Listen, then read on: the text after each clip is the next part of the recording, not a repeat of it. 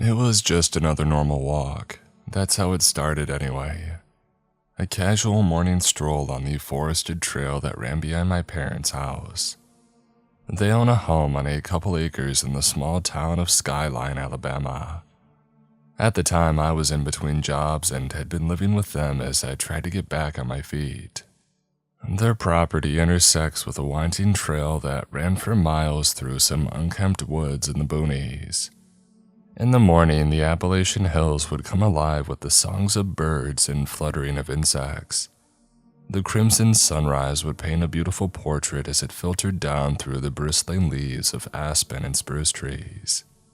There was something about the place that just made me feel at peace. It was like all the stress and anxiety of modern-day worries just faded away. It was my zen place, until the day it was shattered forever. The day it happened, I woke up a bit before dawn, had my coffee, and went out for an early morning walk. The sun had just begun to creep over the horizon when I left the house. I hadn't planned on being gone any longer than an hour, and had only been walking about 15 minutes when I noticed something strange. The path around me was oddly silent, with the only noise coming from the sounds of my own footsteps against the gravel. The usual sounds of the woodland creatures or the wind gently rustling the trees were absent. Everything was just completely silent. It didn't really bother me at first, but the longer that it went on, the stranger it seemed. I finally stopped to try and determine whether it was some auditory illusion of some kind. I listened for any of the usual sounds: cars on the highway a few miles out, lawnmowers fired up by the neighbors, or just any noise at all. But there was nothing, just silence. All of a sudden, I began to feel lightheaded. My vision started swimming and my knees grew wobbly beneath me. The hairs on my arms stood on end and a cold sweat dampened my brow. I didn't understand what was happening, but in seconds, I was struggling just to remain standing. Panic struck hard, and I desperately reached for my phone thinking that I was having a medical emergency. I never managed to reach it, and I just seemed to lose all control of my body and fall face first to the ground. I still don't know exactly what happened, but it must have been a seizure or a fainting spell of some kind. What I do know is that when I finally came to, I wasn't where I was before. The environment was pitch black and suddenly cold. Only when I struggled and felt my knee knock into something solid did I realize that I was awake. The sudden jolt struck right on the funny bone, causing me to wince out in pain. I tried to reach my hand out to rub the aching nerve, but found that I couldn't. There was something restricting my movement, something cold and covered in a sticky substance. My whole body was pinned vertically against a wall. Thankfully, the binds were not entirely restrictive, and I managed to finagle the cell phone out of my pocket. I flipped it open and the light glowed in the dark. It wasn't much, but it was enough for me to see where I was at, and that's when the true dread set in. As far as I could tell, I was in some sort of underground tunnel. The binds that restricted me looked almost like the roots of trees. They felt different though, more like dried mud than a plant. They were grayish in color and coated with random splotches of this greenish and black goo. It was sticky like tree sap, and it hung in gobs of tendrils from all over that smelled truly foul. I almost had a panic attack in that moment, as I realized I had absolutely no idea where I was or how I had gotten there. My initial thought was that there was some weird cave-in or earthquake, which somehow led to me ending up where I did. I shined my phone up at the ceiling but saw only the rigid outline of the rocky walls, no fissure or gap that I could have slid through, and thus that potential explanation died a quick, unceremonious death. My next thought was that I had been abducted by someone. I thought about yelling for help, but if that were true, then I doubted they would be likely to come to my aid. I realized an explanation in that moment was not nearly as important as actually getting out. After wiggling back and forth a bit, it was clear that it wasn't going to be enough to escape. I shined the phone around the corridor using what little lighting it provided to try and formulate a plan. I caught a break when the light gleamed off of some shiny metallic object only a few feet to my right. It was too far for my hand to reach, and so I extended my right foot out as much as I could. After struggling for a few minutes, I finally managed to dig my heel down on top of it and drag it back towards me. I then managed to press it against the wall and move it vertical so that I could reach it with my hand. It was some sort of bent iron rod. I didn't know how it had possibly gotten down there, but I was nonetheless happy it had. After slowly wedging it into one of the rods, I managed to push outward and cause it to crack. The roots, or whatever they were, crumbled with relative ease. A few of them broke away, and within a couple of moments, I managed to push my arm free. Soon after, I managed to slide my entire body up and out of the hole that I had created. Somehow it was only then that I remembered my phone was good for something besides shining a flashlight. I dialed 911, but to no surprise, the call didn't go through. That seemed another confirmation that I was somewhere underground, but I had no way of telling how deep. I realized then that in all likelihood, nobody was coming to find me. The time on my phone read 11:48 a.m., meaning that I had been out cold for nearly 6 hours. I had most of the same clothes on, a pair of tan cargo shorts and my running shoes. The only thing missing was my crimson Alabama University hoodie. After looking around, I saw no sign of it. The air felt chilly and stagnant, and I shuddered as I rubbed the goosebumps on my exposed arms. Other than my thin layer of clothing, I also had my phone, a Leatherman multi-tool, keys, a pack of gum, and chapstick. Not exactly a wilderness survival expert's emergency pack. The corridor was unnervingly silent, devoid of any cave ambience. No howling wind leaking in cracks or distant drips of water. Just silence, intrusive and all-consuming. I started to walk, squinting to try and maximize my ocular reception under the minimal light of my cell phone. Each footstep I took, I did so with the utmost caution that I was capable of. It felt as though every sense in my body had been hypercharged from the onset of adrenaline and confusion. Before leaving the area, I had one last look back at the root system that had formerly imprisoned me. A thought struck me then as I observed it from further away. It almost looked like some sort of primitive cage. The tunnel stretched on for dozens of yards. Along the ground, I started finding tufts of what appeared to be dried grass and straw randomly strewn about. Beyond that, the tunnel came to a bend to the left and the trail of grass continued towards it. Once around the corner, my eyes were met with the sight of an open cavern. In the waning light of my flip phone, it was difficult to tell, but it was clearly of much greater volume than the previous tunnel. In front of me was a large pile of sticks and dried grass, similar to what I had seen earlier. Beyond that, the walls came to a sort of arch that briefly narrowed at 24 yards ahead of me, before seeming to expand out again in the next chamber. On top of the stone arch was a structure almost resembling a natural limestone bridge that seemed to connect two separate ledges some 30 feet above me. Above that, there appeared to be another open space, but once again my lack of proficient lighting made it difficult to tell. I tiptoed into the first section of the cave, keeping my head on a swivel. I reached the pile of debris and decided to dig within it to see if there was anything useful. After finding a long stick a moment later, an idea blossomed in my mind. I collected a few twigs and cut a long vertical strip off my belt with my pocket knife. I then removed both of my boots and socks. I fashioned the socks into a sort of pouch, stuffed them with grass and twigs, and then slipped it over the end of the stick. Once it seemed suitable enough, I took out my pack of gum and popped a piece in, while cutting the wrapper in a way to make it one long strand of foil. I bunched the foil into a cluster and popped the battery out of my cell phone. I placed the torch end in a pile of brush and then moved the foil cluster beneath it. Carefully, I took the two ends of the stripped foil and pressed one to each of the battery's terminals.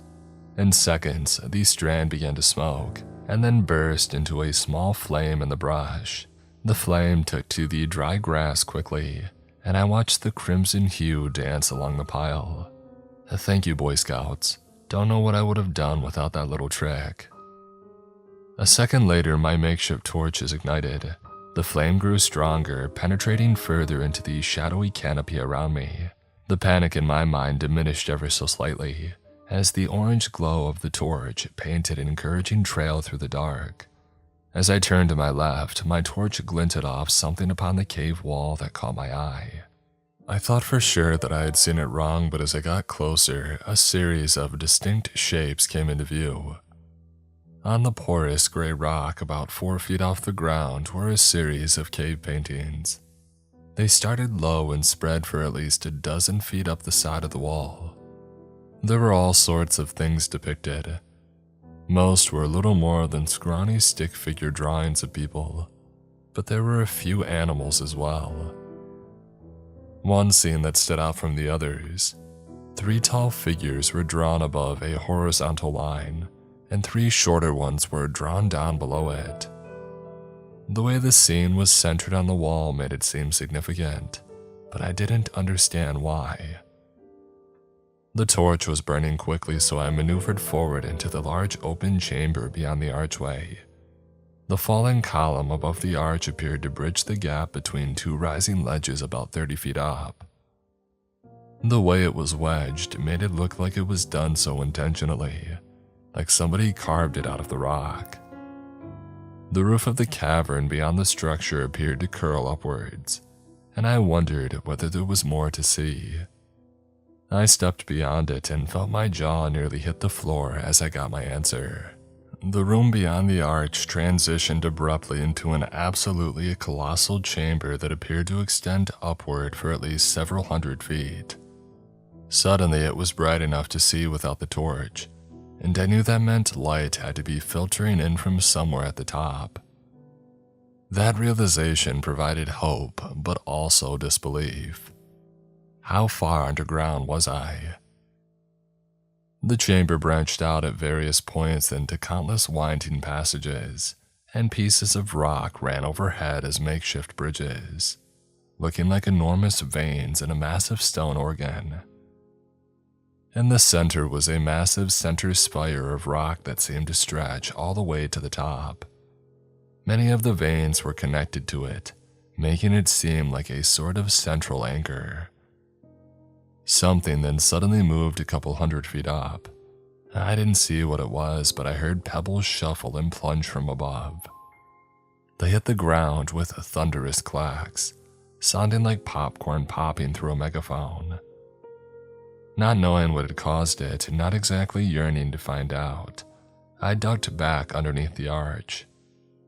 I waited there for a minute or so but didn't hear any further noise. It was clear then that I wasn't alone down there. A metallic gleam shone then caught my attention from the brush pile in front of me. After looking closer, I recognized the distinct shape of a long barrel jutting out from underneath the pile. Part of me couldn't even believe what I was seeing, but as I got nearer and pulled it out, things just got even stranger.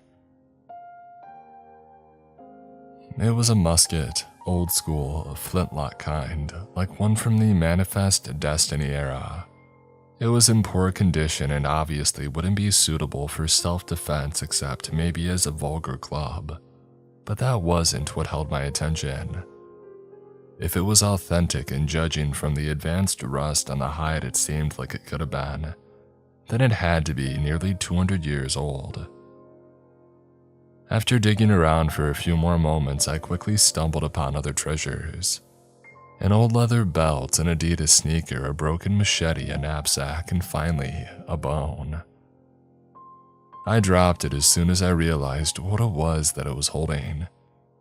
It looked like a large thigh bone from an animal, probably a horse or a moose. An extremely worrying thought then entered my head, one which sprouted goosebumps along my arms. I glanced around at the environment, seeing the large gathered pile of sticks and other things. The way the bundles were arranged made it almost look like it was some kind of nest. Even then it seemed like a ridiculous notion. The pile was at least 30 feet in diameter. There's no creature on Earth that makes a nest that big, at least not that I know of. I couldn't calm my nerves after that though, and decided to just continue trying to move upwards and reach the top, and more importantly the light. Once past the pile, I found myself faced with a series of 3 branching tunnels. One of them appeared to slope downward, and after a moment of contemplation, I decided to just take the one on the far left that veered up. My torch began to dim, and I did everything I could to maintain the flame for as long as possible. My pockets soon began to run dry of grass, and the cave once again grew dark. After a couple more seconds, it was little more than smoldering ashes. Once again, I found myself alone in the dark. I grabbed the cell phone from my pocket and silently debated whether or not to go back for more fuel.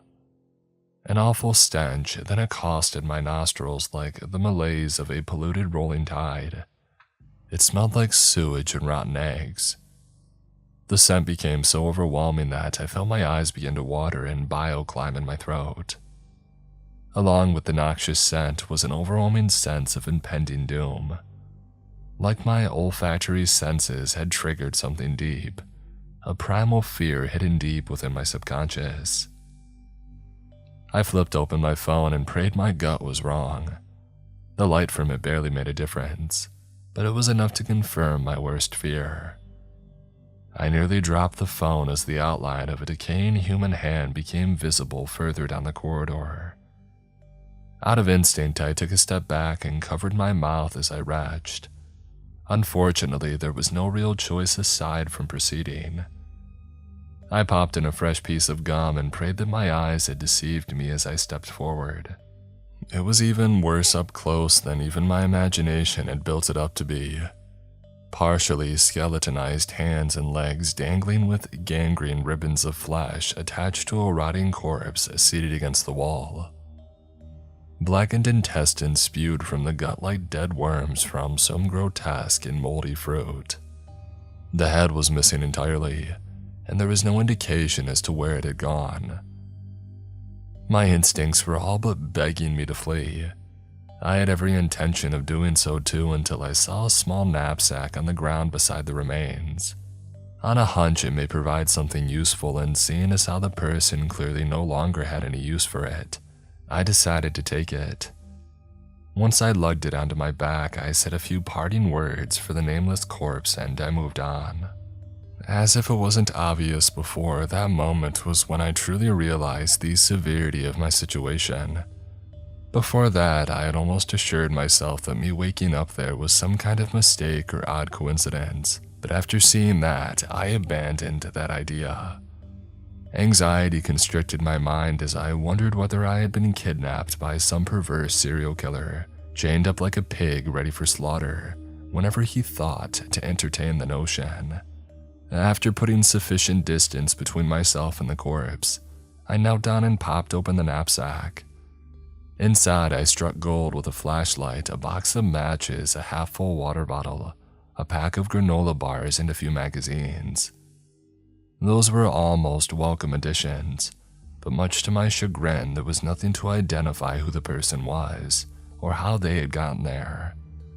At least the flashlight still had some juice left in it.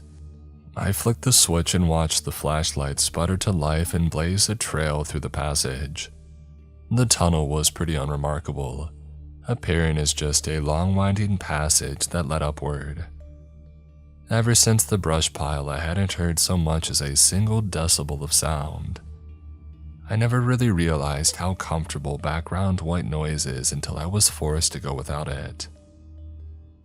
After a couple more minutes of walking in utter silence, I reached another open chamber. 2 more branching passages lay further ahead and seemed to stretch in nearly opposing directions. One branched out left and one right, with both seeming to lead upwards. As I approached the two passages and then noticed there was another directly above me on the ceiling, I looked up to see an extended chute, stretching for countless feet above me. Even the light of the flashlight was not enough to illuminate its entire length. Obviously, I had no means of traversing the vertical shaft, but the discovery made things even more mystifying. I elected to take the left-hand tunnel in hopes that it would lead to a higher level of the cavern. Before I could enter one of them though, my footstep disrupted a pile of pebbles and sent them skittering outward across the ground. I froze, cursing myself for the noise and hoping nothing had been alerted by it. My mind was flooded with a torrent of catastrophic thoughts. It felt like breaking the silence within that place was somehow a graven sin in and of itself. Luckily for me, there was no other noises. The further I went, the less likely it seemed like the cave was a natural formation. The walls had almost patterned groove marks in them, as if something had methodically yet boorishly dug them out. A worrying thought manifested as I remembered the apparent nest from earlier. Maybe this was the den of some massive, unknown creature. For some reason I thought of Shelob, the giant spider from the Lord of the Rings, and obviously, that thought did not bring any comfort whatsoever. It seemed ridiculous, of course, but darkness and silence can play cruel tricks on a solitary mind. I hope that's all it was, and I did my best to suppress them and continue on. I dropped a piece of gum at the entrance of the next tunnel and continued walking. The idea was to use the glint of the shiny wrapper from the flashlight as a rudimentary map to help me find my way back to where I started if it came down to that. The more I went through, the more I doubted and hoped that I would not have to resort to that tactic. All sense of direction in that place was restricted to a bare minimum, as with even as short as I had traveled, I had no real sense of where I was in relation to where I had started. That tunnel seemed to bend and twist, like an enclosed spiral staircase on an endless incline. Finally, as I rounded yet another bend, I saw a dull light breaching the other end. I ventured forward, and once more the room elongated into that massive open chamber. There were some unusual items spread across the ground there as well. Splintered pieces of wood, along with a half-destroyed wooden chair. There was also a scattering of copper-colored coins across the ground, but I didn't recognize the denomination. However, one item stood out right away, an old rusted sword. I made my way over and knelt to inspect it on the ground. It looked like an old cavalry saber from the Civil War era. The hilt was rounded and encrusted with bronze, and the metal blade had clearly seen better years. It looked authentic, like the rifle from earlier, but of course that would lead to the quite elaborate conclusion that it had been there for a couple 100 years. I didn't think much about it in the moment though. I was just happy to have a weapon. "Hello?" A sudden voice froze me up like a breeze in the dead of winter. I killed the flashlight and ducked down. "Hello, anyone?" The ethereal voice sounded like a young girl calling from somewhere within the cave. Her vocal inflection quite clearly conveyed her terror, and I felt my heart quiver. The thought of a young girl alone in that place and terrified was haunting, and my instincts demanded that I try to help. I crept onward from the room and found myself once more entering the massive chamber from earlier, this time on a higher level. The cavern loomed large with an ancient empty tomb, and felt as though I were a single ant in an alien termite colony. Down below I heard the sounds of the girl whimpering, and I approached the ledge to try and spot her. The area beneath me was shrouded in shadow, and I saw nothing upon first glance. I debated upon turning my flashlight back on and shining down, but some part of me wouldn't comply with the thought. Like I knew it was the right thing to do, but fear had constricted me, and it wouldn't allow my hand to cooperate. I peeked over the edge, waiting in the darkness to try and see her.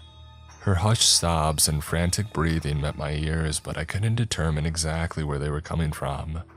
I kept quiet and continued listening, but something strange then happened. Her muffled cries changed to pitch and suddenly morphed into what I can only describe as a hooting, almost a manic animal screech. It was the weirdest thing that I had ever heard. Something then suddenly darted through the darkness down below me. I couldn't tell what it was, but it was quick. It disappeared in a split second, and I was forced to entertain a ridiculous notion. Maybe those sounds were not meant to signal distress. Maybe it was a lure. I can't exactly say why that unnerving thought entered my mind, but I picked up the pace a bit from then on. I crossed a fallen column to reach a higher elevation of ledges, sneaking glances down below to keep an eye out for whatever that thing was. Luckily, I managed to cross without incident, and kept maneuvering further into the convoluted cave system. Every path which seemed to incline upwards was the one that I took. At every tunnel I took, I left another piece of the wrapped gum at the entryway, and the pack continued to dwindle. Most corridors and rooms that I came to held very little of interest. Found a few empty piles of animal bones as well as various personal belongings scattered around. The items I found in no particular order were an old briefcase, a torn pair of jeans, a solo winter boot, a Chicago Cubs baseball hat, and a lunchbox with spoiled contents. All of it was rather asinine, but then I came to that room. It was tucked away behind a large room that split into several other paths. By this point, I was at least several hundred feet above where I had started.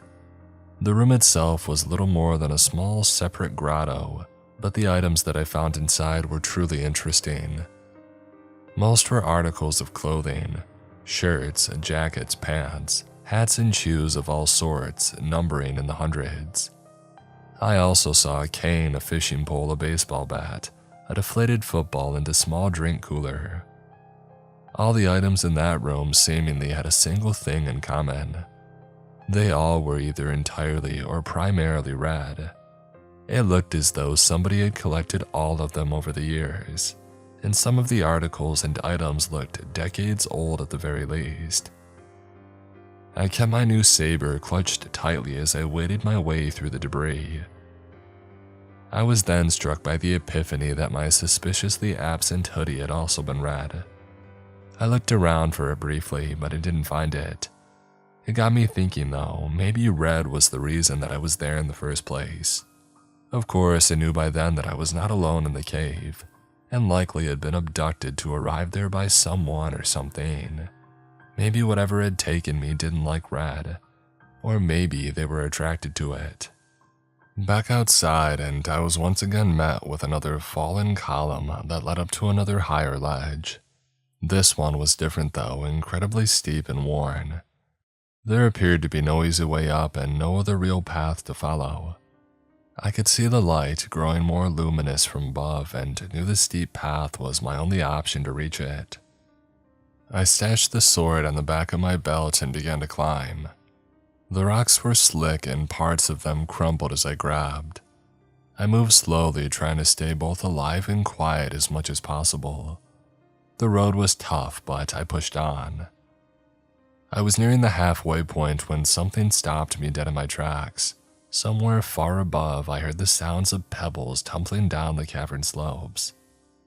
I looked up and saw a dusty cloud of residue blossom off the cavern wall. My eyes rapidly scanned the area above, but I didn't see anything that could have caused it. I was just about to continue when I spotted something strange. The dull light was filtering in from above, just barely illuminating the cavern. It was in that mystical twilight canopy that I saw it. On the far wall there was a small spot where the light appeared to shimmer in an odd fashion. I didn't understand what I was seeing at first, and I just stared at the odd image. It almost looked like something translucent was partially obscuring the light, like an impossible patch of water held together by some unknown force. I must have blinked or something, because one moment it was there and the next it was gone. A cold chill swept down my spine, and I decided the best thing that I could do was just keep moving.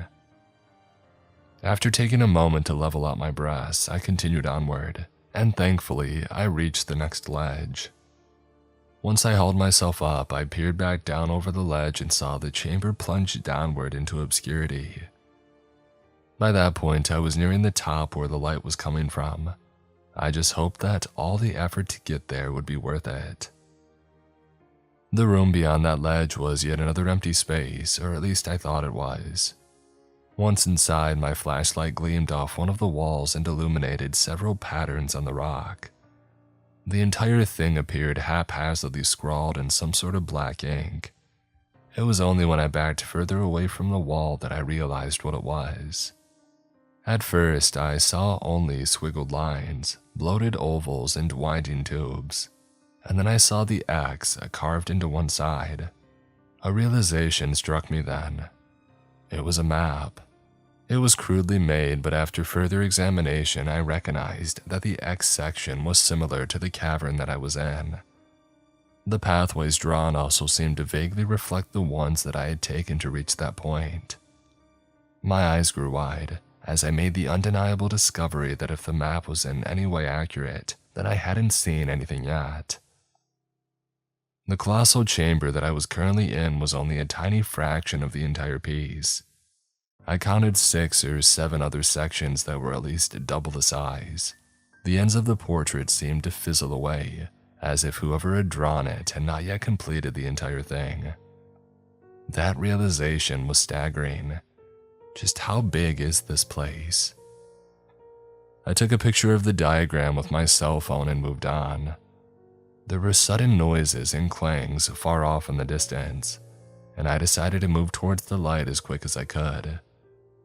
According to the crude map, the way out of the labyrinth was near. If it was anywhere near true proportions, then I was already about 3/4 of the way there. I just had a little bit higher to go, but the worst was yet to come. I advanced onto yet another tunnel and began the arduous climb upward. I could see the light getting nearer, and I just hoped there was an actual means of getting out. Luckily, after rounding a few corners, I came face to face with just about the most beautiful thing that I had ever seen. The exit. In the ceiling, there were several partially transparent films of unknown material stretched over holes. The light was gently beaming in from above, and I knew it had to be the way out. The only question was how I was going to reach it, as the ceiling was well over 20 feet up. I made my approach into the open cavern and stared upwards at the patches in the rock above me.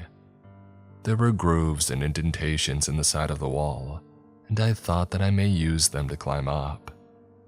It looked possible, but I didn't get the chance to try then. Out of the blue, I was suddenly struck in the chest by something. The blow was sudden, completely unexpected and sharp. I crumpled to my knees and held my ribs where the blow had struck, feeling blood begin to spill from several open wounds on my abdomen. I then heard the sudden pitter-patter of feet scampering by me. My eyes frantically darted around the room, but I did not see my assaulter anywhere, even though he had passed right by me. It didn't make any sense. A plume of dust was then disturbed above me. I looked up and saw something that I still cannot fully explain. It was the same odd shimmering anomaly of the light that I had seen before. It was closer this time, perched just above me on the ceiling. It was different than before though. There was a distinct shape to it, at least partially, like it looked different than the area around it. For anyone who's played the Halo franchise, just picture the translucent silhouette of an active camo upgrade, and that's basically how it looked. Something that was either partially cloaked or my eyes just weren't capable of fully perceiving it. It then moved and my heart dropped like a lead weight. There was definitely something up there and I had no idea what it was. Its outline looked vaguely humanoid, but it was hard to tell for certain. The saber in my hand quivered as I held it out towards the thing. The 3 separate wounds on my chest stung like hornet's venom, and I realized then that the pattern of them almost looked like something inflicted by claws. We just stared at one another for the longest time, before it suddenly made this sort of hooting noise. I then watched as it leapt away several feet and then disappeared into the shadows. Things fell silent once more, and I seized my chance. Freedom was only a simple climb away, and with that in mind, I made a scramble for it. I began my climb up the wall. It was jagged, and I felt rocks puncture into my hands, but I didn't care. I just had to get out. I was nearly the halfway point when something suddenly slammed into my back. The impact caused me to lose my grip and plummet about 10 feet back down to the cavern floor. I struck hard with my head bouncing off the solid dirt. The room wobbled around me and my head pulsed from the impact. Something then touched down ahead of me. I tried to stabilize my vision and clutched tightly onto the rusted saber as my only means of defense. As I rose to my feet, though, I felt the thing slam into me. The two of us fell and rolled onto the dirt, wrestling and flailing about. Its claws were like razors and piranha-like teeth tore my flesh into ribbons. I fought back and struggled, somehow managing to force the thing off of me. I could barely even see what I was fighting, but as we broke apart and it tried to slink back into the shadows, I saw blood shining on its torso. I took a step forward and slashed horizontally with the saber. I felt the tip striking tear through its translucent hide. It seemed only like a minor wound, but the thing went ballistic. I can't even possibly describe the multi-layered cacophony that the thing produced. Voices and animals all blended into random blurbs of vocalized pain. It flailed about, wailing in a god-awful tone, as if suddenly driven to utter madness by what was honestly just a minor wound. Or perhaps stumble over the ledge and plummet into the chasm below. It struck with a hard squelch a second later and the silence returned. It didn't last though, and before I could even ask myself what had happened, I heard something down below. It began as a chorus of hoots, grunts, and indistinct noises. I heard pebbles scuttling about, and the aggravated voices grew in volume. There were more of them, many more of them. The only option that I had was the holes up above, and so once more I dashed towards the rock wall. I scrambled up as quick as I could as the horde of camouflaged things climbed from the abyss below. I heard them right beneath me as I reached the hole on the ceiling. There was some sort of thin film material covering the hole, but luckily I was able to push right through it. Daylight seared into my eyes as I plunged upward and burst out of the cave. The light accosted my retinas and it took a moment to adjust after being locked in darkness for so long. There were boulders around me and trees in the distance illuminated by a setting sun. Just as I was about to lunge outward, something grabbed a hold of my legs. I felt claws sink into my legs and tear into the flesh. I kicked and fought back with all the strength that I had left, refusing to be dragged back down into the cave without fighting. My fingernails cracked as I clung with all my might onto the ledge and kicked around wildly. By some miracle, I felt the thing's grip relinquish on my leg. I hobbled to my feet as the chorus of sounds wailed from below. My leg was bloodied, but the pain barely registered. Adrenaline had taken full control and I galloped into a run. I didn't care where I was going. I just knew that I had to get as far away from there as possible. I don't think I've ever ran for so long in my life. I heard them following behind me and I knew if I stopped for even a moment that I was dead. It was dark before I finally saw smoke wafting in the distance. With every last ounce of energy I possessed, I dashed towards it. The most beautiful sight that I had ever seen came into view then as a simple wooden cabin. I yelled out, hoping that somebody would hear my pleas and help me. Exhaustion and loss of blood struck me then, and I collapsed within a few dozen yards of the home. My vision began to fade, but I saw blurry outlines emerge from within the cabin. Things then went dark once again. The next thing I remember was waking up in the hospital greeted by the desperate expressions of family and friends. It was all so surreal. They wept tears of joy, thanking God and others that I had returned. Part of me wondered then whether all the things I've related here today were just nightmares or vivid hallucinations of some kind of coma. But as soon as I saw the extent of my injuries, I knew that wasn't possible. I had apparently been gone for nearly 24 hours when I was found.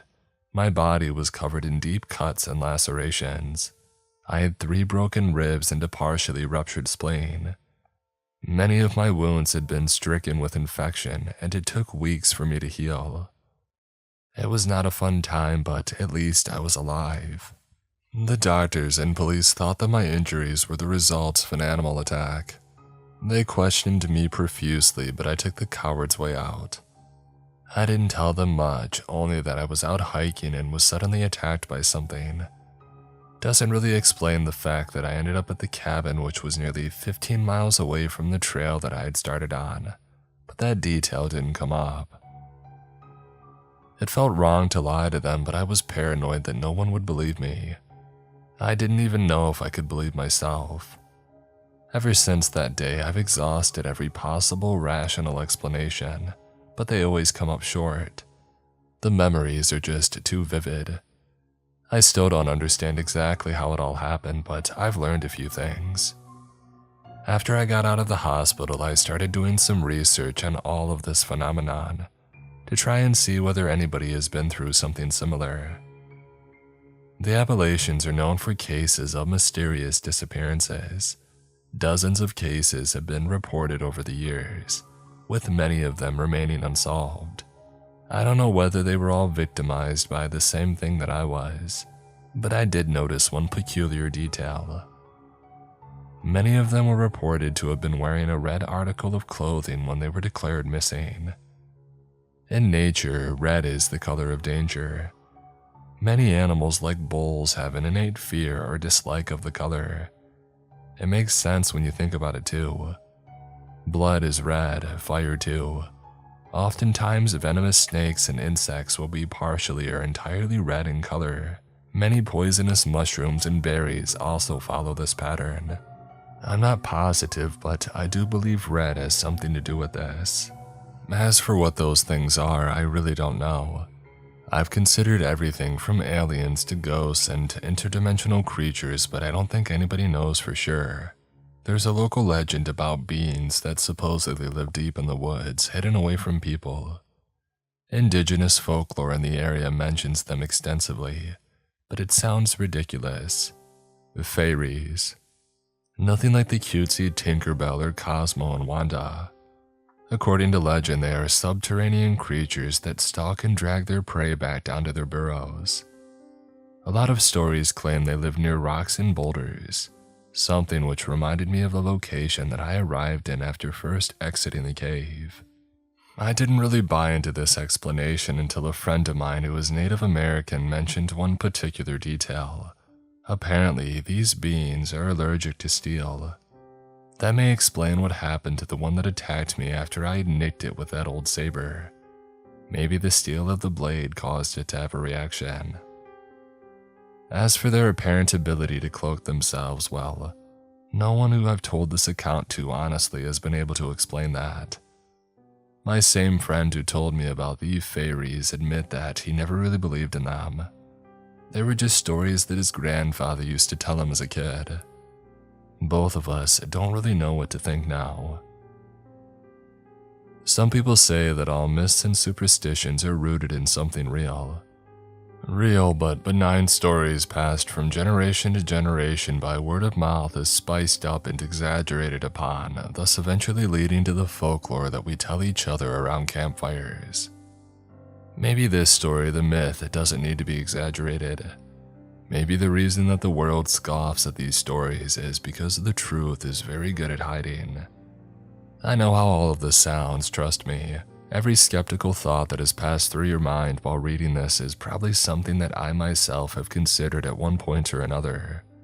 If you choose to write this off as no more than fiction, then that is your decision. I've saved this for the end because I know there are those who skim through posts to see the conclusions.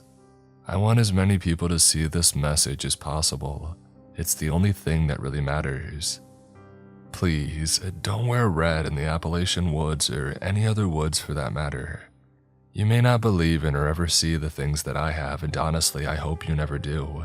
But just remember, when you're out on a trail in the middle of the woods, they will see you. Don't provoke them, because even if you survive, you'll spend the rest of your life knowing a truth that no one will ever fully believe, just like me.